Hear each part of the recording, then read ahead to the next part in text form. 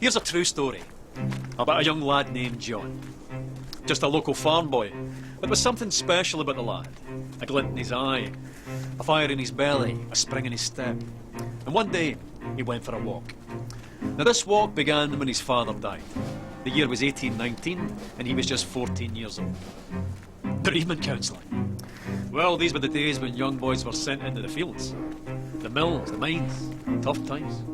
But young John was smart enough to be lucky. His father's farm, where he was born and raised, was sold, and the proceeds used to open a grocer's. Big responsibility for the wee lad. His own shop in Kilmarnock, with his name on the door, John Walker, or Johnnie, as the world now knows him. Back then, all grocers stocked a range of local single malts, but they could be a wee bit inconsistent. For John, that wasn't good enough. He began blending different malts together as a way of offering his customers a consistent, unique product. Now this backroom art quickly developed into a commercial proposition, and a very profitable one. And because there's nothing like a commercial proposition to stir the Scottish heart, it grew quickly into an industry filled with ambitious entrepreneur distillers. John thrived in this environment, and so too soon with his sons, Robert and Alexander, who joined him on his journey. The Walkers became the biggest name in a rapidly growing industry. They were unstoppable. In one bold bit of 19th century corporate raiding, they bought the famed distillery at Cardew, lock, stock and ensuring their supply of this silky single malt, and guaranteeing, more importantly, that none of the other big blenders could get their hands on it. But young Alexander wasn't content with being Scotland's biggest blender. Not ambitious enough for him, no. He convinced the ship's captains of Glasgow to act as agents for him, and drove the whisky bearing his father's name across the globe.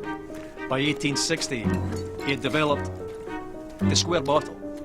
Now, with a label at an angle of precisely 24 degrees. No big deal, you might think, but you'd be wrong.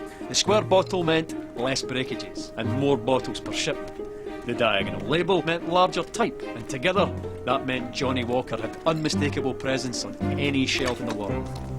The bottle became an icon, and the rich liquid it contained sought after and consumed across the globe. Quite a character, Alexander Walker. Master of the blender's art. Ambitious, uncompromising, Mr. Walker. It was John's grandsons, George and Alexander II's turn to join him on his journey. They led the brand into the 20th century.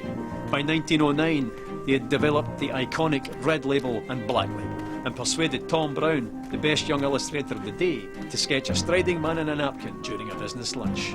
In the stroke of a pen, the Victorian grocer was transformed into an Edwardian dandy. By 1920, Johnnie's walk had taken him through 120 countries, and he continued walking through the brand's advertising over the next 50 years, into the fabric of global culture, deep into the dark hearts of several wars, to the pleasure palaces of the aristocracy, immortalised by screen legends, celebrated by filmmakers, singers, songwriters, novelists, shoulder to shoulder with the great sportsmen of the age, winning countless international awards for quality, and even being awarded the Royal Warrant by King George V. No going back after that. Not that going back would even have occurred to Johnnie or any of his family. By the end of the 20th century, the familiar red label and black label were joined by the green label, the gold label, and the grandest of them all, Johnnie Walker Blue Label. By the beginning of the 21st century, Johnnie Walker wasn't just the world's biggest whisky brand, but an international symbol of progress. The brand's keep walking mantra, adopted by pro-democracy protesters and parliamentary speechwriters. What would the farm-born Victorian grocer have thought of all of this? He'd have loved it.